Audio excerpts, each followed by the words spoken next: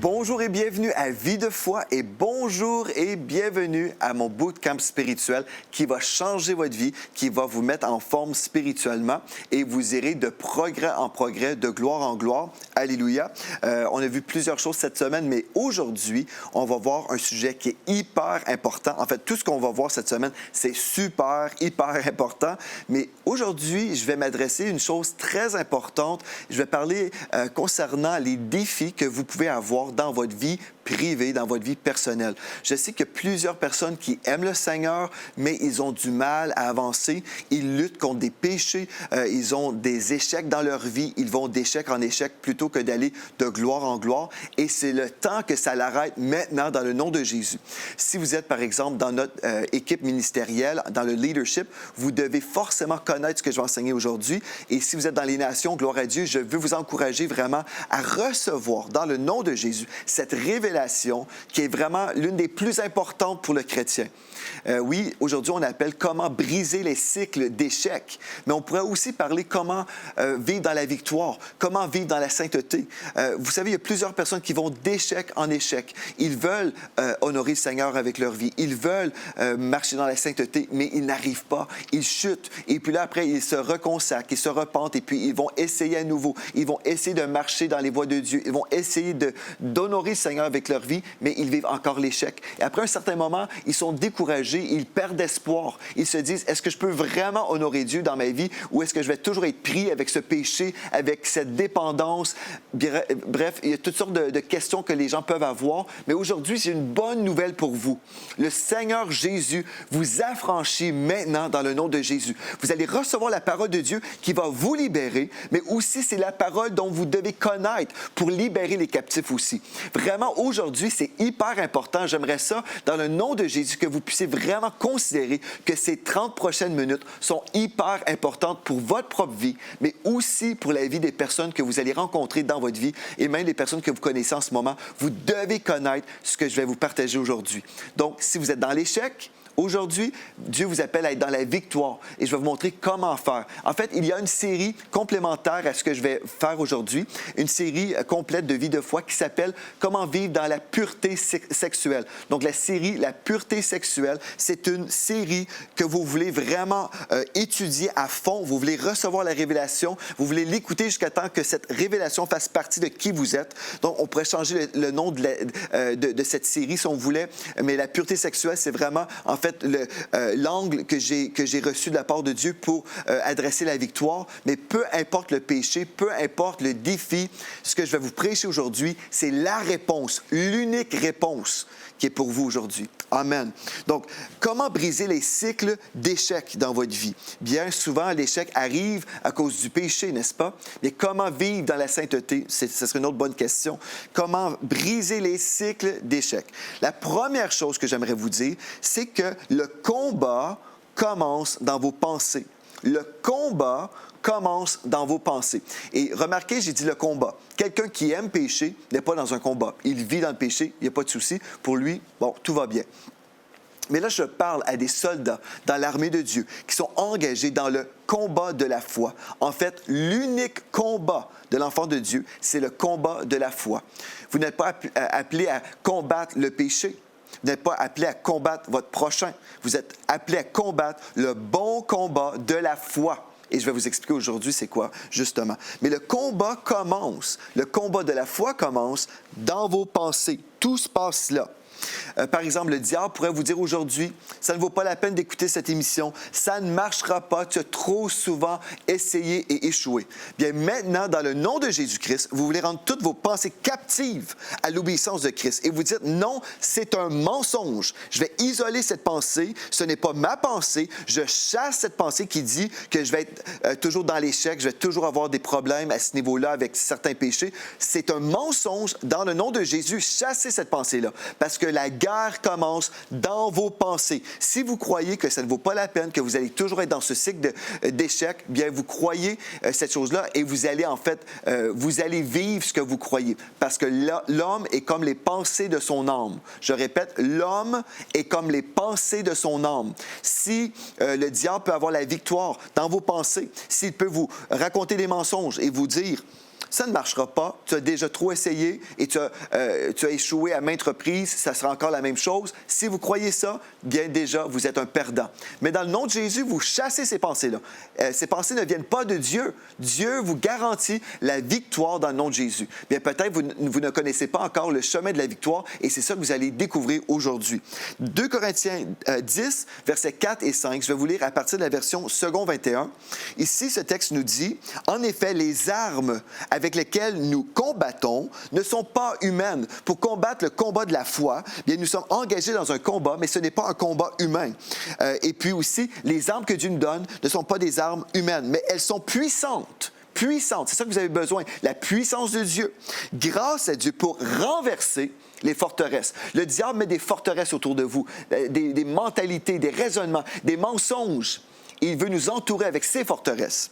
Mais Dieu dit, grâce à Dieu pour renverser les forteresses, là au verset 5, nous renversons les raisonnements et tout obstacle qui s'élève avec orgueil, des obstacles qui s'élèvent avec orgueil contre la connaissance de Dieu. Imaginez proposer quelque chose en dehors de la volonté de Dieu, dire « Ah ben ce que Dieu a dit, c'est faux, ce que je dis, c'est vrai. » Ça, c'est de l'orgueil, n'est-ce pas? Mais ici, nous renversons les raisonnements et tout obstacle qui s'élève avec orgueil contre la connaissance de Dieu et nous faisons toute pensée prisonnière. Gloire à Dieu, pour qu'elle obéisse à Christ. Vous pouvez déclarer, aujourd'hui, je me laisse transformer par le renouvellement de mon intelligence. Ces pensées-là, je les rends captives, prisonnières de Christ. Amen. Gloire à Dieu. Amen. Vous êtes avec moi dans ce combat de la foi, vous les vaillants héros, les soldats de l'Éternel dans ce bootcamp. Gloire à Dieu. Une autre chose que vous voulez faire, vous voulez aussi non seulement prendre ces pensées-là et les rendre captives à l'obéissance de Christ, mais vous voulez aussi fermer la porte au diable. OK? Donc, si vous avez l'habitude, je ne sais pas, vous vous exposez à des choses qui viennent du royaume des ténèbres, qui influencent vos pensées, bien, vous voulez faire un ménage spirituel dans vos pensées. Chassez le mensonge. Au nom de Jésus, remplacez le mensonge par la vérité de la parole de Dieu.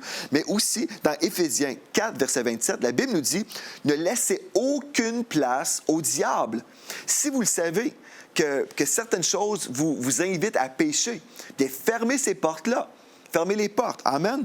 Ne laissez aucune place au diable. Et dans Jean 4, 7, la Bible nous dit « Soumettez-vous donc à Dieu, mais résistez au diable et il fuira loin de vous. » Amen. Mais là, je vais vous montrer comment résister. Vous allez résister par la foi, mais votre foi investie à la bonne place. Vous voulez être avec moi tout au long de cette émission pour ne rien manquer. Cette révélation, c'est hyper important parce que cette révélation va vous donner une vie nouvelle en Christ. En fait, vous allez découvrir une vie nouvelle en Christ si vous recevez cette révélation. Si vous l'entendez et puis elle ne descend pas dans votre cœur, vous allez être un auditeur oublieux et puis vous allez juste gaspiller 30 minutes. Mais vous pouvez prendre la décision aujourd'hui même. Cette parole, elle doit absolument descendre dans mon cœur. Et je le déclare de ma bouche, je reçois cette parole, elle descend dans mon cœur et elle change ma vie. Amen. Alléluia. Et 1 Pierre, chapitre 5, versets 8 et 9, il est écrit, « Soyez sobres, restez vigilants, votre adversaire, le diable, rôde comme un lion rugissant, cherchant qui il va dévorer. Résistez-lui avec une foi inébranlable. Gloire à Dieu. Sachant que les mêmes souffrances sont imposées à vos frères et sœurs dans le monde. Vous n'êtes pas la seule personne pour être attaquée. Non, il y a des frères et des sœurs partout dans le monde qui vivent les mêmes choses que vous. Mais aujourd'hui, ce que vous avez besoin de faire, c'est vraiment vous soumettre à Dieu, résister au diable. Comment allez-vous faire? C'est par votre foi inébranlable, mais pas la foi en vous-même, la foi dans l'œuvre de la croix. Et là, je veux parler un langage que vous allez comprendre. Ne pensez pas, « Ah, c'est trop compliqué, c'est trop théologique. » Dans le nom de Jésus, vous croyez que vous allez recevoir aujourd'hui cette révélation qui va vous affranchir. J'aimerais vous dire au départ, il y a 2000 ans, le Seigneur Jésus est mort sur la croix. Il a payé le prix pour que vous soyez pardonnés de tous vos péchés. Amen. Mais il a aussi payé le prix pour que vous soyez affranchis de la domination de la nature pécheresse sur vous. Amen. Donc, vous pouvez vivre une vie perpétuelle dans la victoire où vous ne marchez pas dans le péché. Je ne dis pas que vous ne chuterez jamais, que vous serez parfait, mais je dis en fait que vous ne serez plus dans le cycle de défaite ou cycle de péché. Au contraire, vous entrez dans le cycle de la victoire, le cycle de la victoire, et vous allez de gloire en gloire, de victoire en victoire. Je vais vous montrer comment faire maintenant. Voulez-vous entrer dans le cycle de la victoire? Bienvenue avec moi dans Romains chapitre 7. Je vais vous montrer ici ce que l'apôtre Paul nous a révélé concernant sa vie, concernant ses propres luttes. Et vous avez besoin de voir ce que l'apôtre Paul nous a partagé, inspiré par le Saint-Esprit. On va prendre le temps, on va décortiquer ce passage-là. Vous avez besoin de recevoir cette parole. Romains 7, verset 14. Il est écrit, « Nous savons en effet que la loi est spirituelle, mais moi, l'apôtre Paul disait ici, en parlant de cet homme charnel, mais moi, je suis charnel, vendu au péché. » Voyez-vous, avant Christ, nous sommes vendus au péché. Nous sommes esclaves au péché. Il y a des gens qui disent, « Ah, ben moi, je suis libre, je fais ce que je veux, je commets des péchés, je suis libre, je fais ce que je veux. » Ben, en fait, ces gens-là ne sont pas libres. Seuls les enfants de Dieu peuvent être libres. Les enfants du diable sont vendus au péché. Ils sont esclaves, ils sont obligés de répondre aux pulsions, aux désirs de la chair. Mais nous, les enfants de Dieu, nous avons été affranchis par la puissance de Dieu. Amen. Mais là, il dit ici, « Je suis charnel, vendu au péché. » Et là, ici, l'apôtre Paul nous révèle qui il était, en fait, autrefois. Il continue au verset 15, « Car je ne sais pas ce que je fais. Je ne fais point ce que je veux, et je fais ce que je hais. Or, si je fais ce que je ne veux pas, je reconnais par là que la loi est bonne, et maintenant, ce n'est plus moi qui le fais, mais c'est le péché qui habite en moi. » L'apôtre Paul dit, c'est pas moi qui le fais, c'est le péché qui habite en moi. Il ne dit pas, en fait, non, je ne suis pas coupable, c'est juste ma nature pécheresse qui fait ces choses-là. Non, non, non. Il veut dire ici, ce n'est pas le vrai moi. Le vrai moi, en fait, c'est l'esprit. Vous savez, vous êtes un esprit, vous habitez un corps et vous possédez cette âme qui est votre pensée, votre volonté et vos émotions. Donc, l'apôtre Paul, il dit ici, je reconnais par là que la loi est bonne et maintenant, ce n'est plus moi, c'est pas l'esprit de Paul ici qui fait ces choses, mais c'est la nature pécheresse dans ce corps. Il y a une nature pécheresse où il y a des appétits contraires aux appétits de l'esprit. Je continue. Donc, il dit, ce qui est bon, je le sais, n'habite pas en moi, c'est-à-dire dans ma chair. Dans ce corps humain, ce qui est bien n'est pas là. J'ai la volonté, mais non le pouvoir de faire le bien. Car je ne fais pas le bien que je veux et je fais le mal que je ne veux pas. Et si je fais ce que je ne veux pas, ce n'est plus moi qui le fais, c'est le péché ou la nature pécheresse qui habite en moi. Je trouve donc en moi cette loi. Quand je veux faire le bien, le mal est attaché à moi, car je prends plaisir à la loi de Dieu selon l'homme intérieur. Remarquez ceci là. Ici, l'apôtre Paul nous révèle ce chrétien qui veut faire le bien. Mais dans sa condition humaine, il n'arrive pas à faire le bien. Il dit, je prends plaisir à la loi de Dieu. C'est qui prend plaisir à la loi de Dieu? Est-ce que c'est les inconvertis, les gens qui ne connaissent pas Dieu, qui ne veulent pas servir Dieu? Non. C'est les chrétiens qui sont dans une lutte contre le péché, car je prends plaisir à la loi de Dieu selon l'homme intérieur, selon son esprit. Il veut faire la volonté de Dieu, mais au verset 23, il dit, « Mais je vois dans mes membres une autre loi qui lutte, contre la loi de mon entendement ou de ma pensée, de mon âme, et qui me rend captif de la loi du péché qui est dans mes membres. Misérable que je suis, qui me délivrera de ce corps de mort? Grâce soit rendue à Dieu par Jésus-Christ notre Seigneur. Ainsi donc, moi-même, je vis par l'entendement, esclave de la loi de Dieu, et je suis par la chair esclave de la loi du péché. » Donc, il y a une position en Christ où nous sommes parfaits, où nous vivons dans la victoire, mais dans notre chair, dans notre condition humaine, il peut y avoir cette lutte. Et là, il dit, au verset 25, « Grâce soit rendue à Dieu par Jésus-Christ, notre Seigneur. Ainsi donc, moi-même, je suis par l'entendement esclave de la loi de Dieu, et je suis par la chair esclave de la loi du péché. » Là, au verset 1er du 8e chapitre. « Il n'y a donc maintenant aucune condamnation pour ceux qui sont en Jésus-Christ. » Alléluia! En effet, la loi de l'Esprit de vie en Jésus-Christ m'a affranchi de la loi du péché et de la mort. Je suis maintenant affranchi de la loi du péché et de la mort. Voyez-vous? On a besoin de comprendre des choses. Et si vous voulez vraiment décortiquer ce passage, je prends une semaine ensemble avec vous dans la série qui s'appelle le péché ou la victoire sur le péché sexuel. Vous verrez dans cette série, je prends mon temps. Mais aujourd'hui, vous avez besoin de recevoir en gros la révélation. C'est que l'apôtre Paul, il parle ici, je n'ai pas le pouvoir au verset 18. Il dit, je n'ai pas le pouvoir. Mon esprit veut faire le bien, mais mon corps a des appétits contraires à celles de l'esprit. Et puis là, mon corps veut faire autre chose. Il dit, en fait, j'ai le désir, mais pas le pouvoir. Et c'est là le problème. Plusieurs chrétiens n'ont pas le pouvoir, mais savez-vous comment vous pouvez avoir le pouvoir? Ce n'est pas en essayant, ce n'est pas en essayant de toutes vos forces et puis dire, OK, là, je vais résister, je vais résister. Non, ce n'est pas comme ça. En fait, la puissance ne vient pas de vous, mais elle vient de Dieu. Ça, c'est la bonne nouvelle. La puissance de Dieu est disponible pour vous. Dans 1 Corinthiens 1, verset 18, il est écrit, « La prédication de la croix est une folie pour ceux qui périssent, mais pour nous qui sommes sauvés, elle est une puissance de Dieu. » Le message de la croix qui dit en fait que Christ a non seulement payé pour notre dette de péché, mais à la croix, le Seigneur Jésus a aussi payé pour notre délivrance de la domination du péché dans nos vies. Donc, c'est ça que vous avez besoin de comprendre. Vous n'avez plus à lutter contre le péché. En fait, vous n'avez pas à lutter contre le péché. Votre lutte, votre combat, c'est au niveau de votre foi. Est-ce que votre foi est ancrée dans l'œuvre de la croix? Est-ce que vous croyez que vous avez été libéré il y a 2000 ans? Si vous croyez que vous êtes déjà libéré, vous allez comprendre que vous êtes déjà dans une situation de bénédiction dans votre vie spirituelle. Vous êtes déjà délivré. Vous n'avez plus besoin de supplier à Dieu et dire, « Oh Seigneur, s'il te plaît, délivre-moi de tel péché. Délivre-moi. Oh Seigneur, délivre-moi. » Quand vous priez comme ça, vous ignorez que Christ est déjà venu. Il vous a déjà affranchi. Les chaînes ont déjà été brisées. Ce que vous avez besoin de faire aujourd'hui, c'est réaliser, « Je suis libre. Je suis libre. » Et le diable veut me faire croire que je suis prisonnier. Mais non, j'ai la puissance de Dieu maintenant à cause de l'œuvre de la croix. Comme je place ma foi dans l'œuvre de la croix, c'est alors que la puissance de Dieu vient sur moi.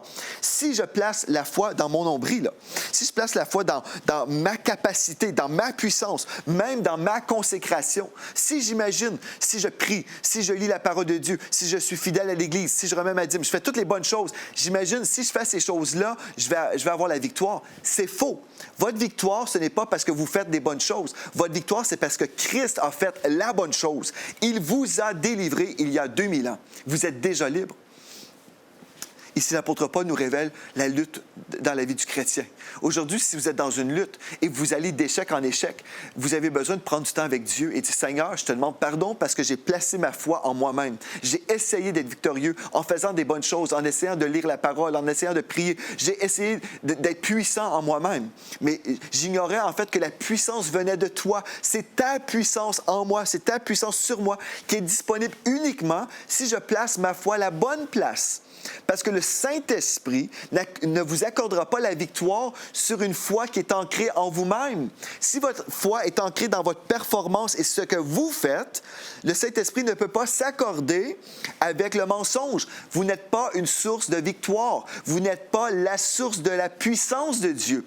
La puissance de Dieu vient seulement du Seigneur. Mais gloire à Dieu, le Saint-Esprit habite en vous et plus grand est celui qui est en vous que celui qui est dans le monde. Plus grand est le Saint-Esprit qui est en vous et sur vous. Alléluia! Donc, le diable peut revenir avec ses tentations. Et là, vous ne laissez aucune place au diable, vous n'entretenez pas ses pensées, vous renversez ces mentalités-là, vous renversez même les pensées que le diable envoie dans votre vie. Il vous donne une pensée, là. Il vient semer une pensée, une tentation.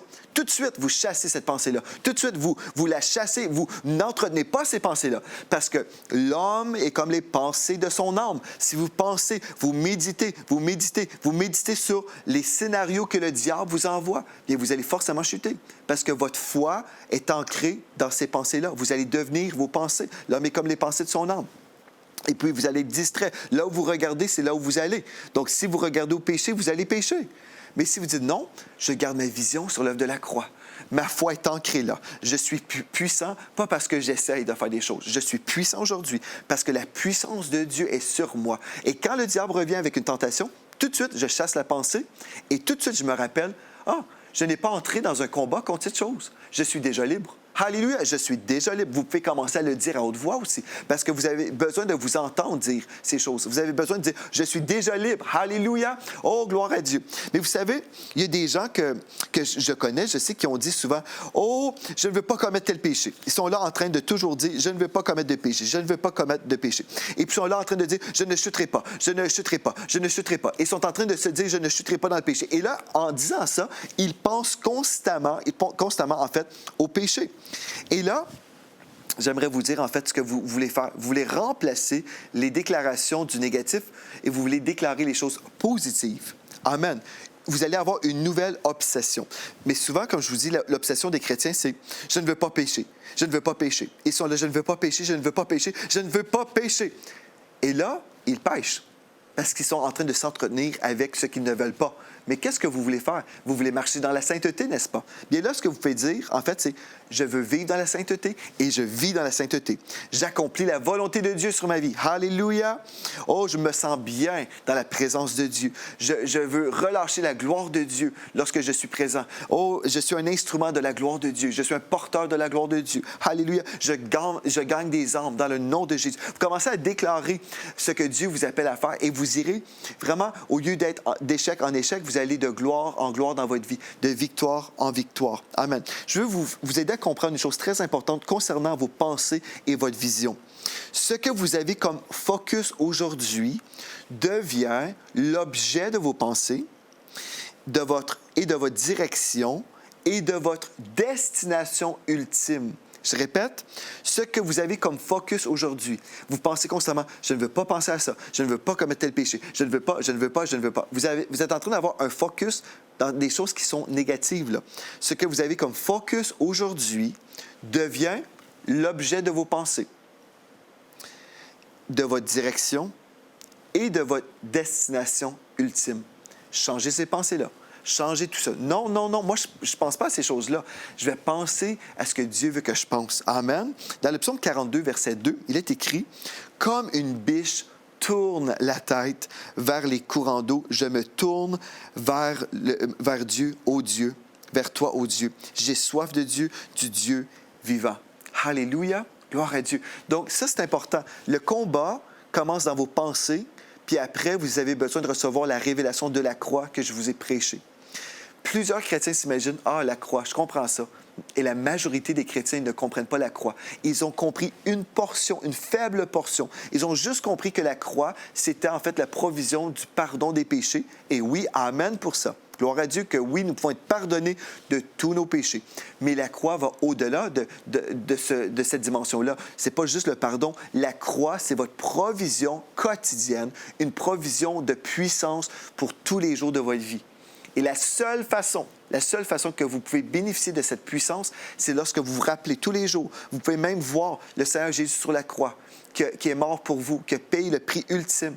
Et là, vous le voyez ressusciter d'entre les morts. Il a eu la victoire sur la mort. Alléluia! Il est victorieux. Et vous êtes victorieux. Ce n'est plus moi qui vis, c'est Christ qui vit en moi. Mais qui est Christ? Christ, le mot, en fait, là, nous parle de l'onction. L'onction, Christ est en moi. Plus grand est celui qui est en moi que celui qui est dans le monde. Gloire à Dieu. Et ce n'est plus moi qui vis. Oh non, ce n'est pas Joel Spinks qui essaye. Ce n'est plus moi qui vis, c'est Christ qui vit en moi. Donc, la tentation vient, je me rappelle, Christ est là. Le victorieux est en moi. Je suis victorieux. Alléluia, je peux louer mon Dieu. Tous les jours, je peux passer du temps dans la présence de Dieu et le louer parce que je suis victorieux. Alléluia. Et votre vie va être changée à tout jamais. Au lieu d'être dans des cycles de défaite, vous êtes dans le cycle de la victoire. Alléluia. C'est ça que Dieu veut pour vous. L'unique solution, en fait, c'est la croix de Christ. Et dans Romains 6, 14, la Bible nous dit « Le péché ou la nature pécheresse n'aura point de pouvoir sur vous. » Vous avez remarqué, j'ai parlé de la puissance. Là. L'apôtre Paul dit « Je n'ai pas le pouvoir ». Et là, 1 Corinthiens 1,18 nous dit que la croix, c'est la puissance de Dieu pour nous qui sommes sauvés. Et là, Romains 6, 14 nous dit « Le péché ou la nature pécheresse n'aura point de pouvoir sur vous, puisque vous êtes non sous la loi, mais sous la grâce. » Et la grâce nous parle de la puissance de Dieu qui est disponible pour nous. Et dans la Bible du Sommeur, « Car le péché ne sera plus votre maître. » Gloire à Dieu. Vraiment, c'est ça. Le péché ou la nature pécheresse ne sera plus votre maître, puisque vous n'êtes plus sous le régime de la loi, mais sous celui de la grâce. Alléluia. Gloire à Dieu. Donc, peu importe la tentation, peu importe l'échec, peu importe les péchés qui sont là, qui veulent vous détruire, parce que le salaire du péché, c'est la mort. Peu importe là où vous vous retrouvez, dans des combats, aujourd'hui, vous pouvez relaxer. Vous pouvez être le soldat qui est engagé dans un seul combat. Vous pouvez arrêter de combattre à droite et à gauche et être distrait en essayant de résister aux choses que le diable vous propose. Ce que vous avez besoin de faire, c'est avoir un focus, un seul focus, la croix de Christ. La croix. Pouvez-vous le voir victorieux, ce Jésus ressuscité? Bien, c'est la puissance de Dieu, l'Esprit de celui qui a ressuscité Christ d'entre les morts est votre portion. Il est là aujourd'hui, le Saint-Esprit est avec vous, en vous, sur vous. Alléluia, il vous rend victorieux. Et aussi, il vous rend un porteur de ce message. Plusieurs personnes sont engagées dans des luttes contre le péché.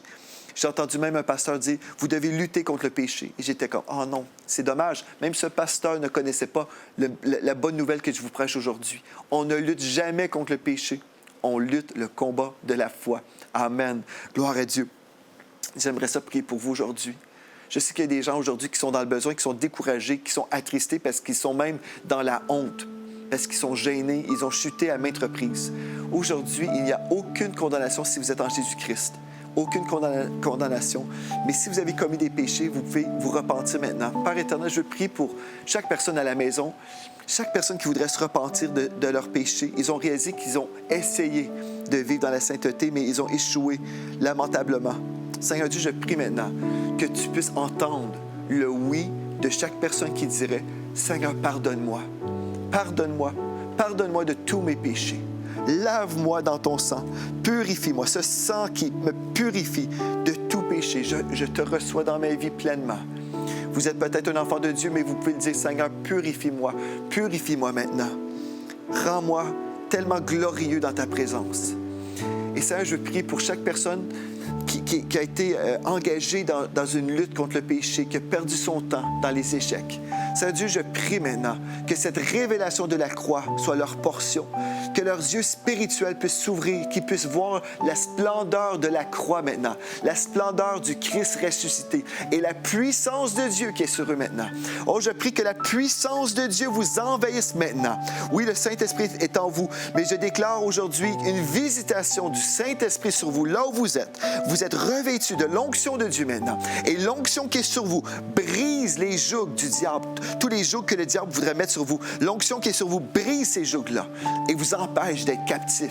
Aujourd'hui, je déclare que vous êtes libres et je vous invite maintenant à commencer à louer le Seigneur et déclarer de votre bouche, je suis libre. Dans le nom de Jésus, je suis libéré. Je suis affranchi de l'œuvre du diable et j'avance dans la foi. C'est terminé maintenant. Les jours d'échec, ces jours d'échec sont terminés parce que tous les jours, je reviens au pied de la croix et je constate que mon Jésus est ressuscité. Il est victorieux. Il a pleinement payé le prix pour que je sois libéré et je le suis aujourd'hui. Je ne retourne plus en arrière. Je ne retourne plus dans les échecs, mais j'avance aujourd'hui par la puissance de Dieu qui est sur moi. Par l'autorité du nom de Jésus-Christ, le nom au-dessus de tous les noms, vous pouvez dire Amen. Amen. Gloire à Dieu. C'est une journée de victoire pour vous et pour tous ceux à qui vous allez transmettre ce message glorieux. Merci d'avoir été là. D'ici à demain, soyez richement bénis.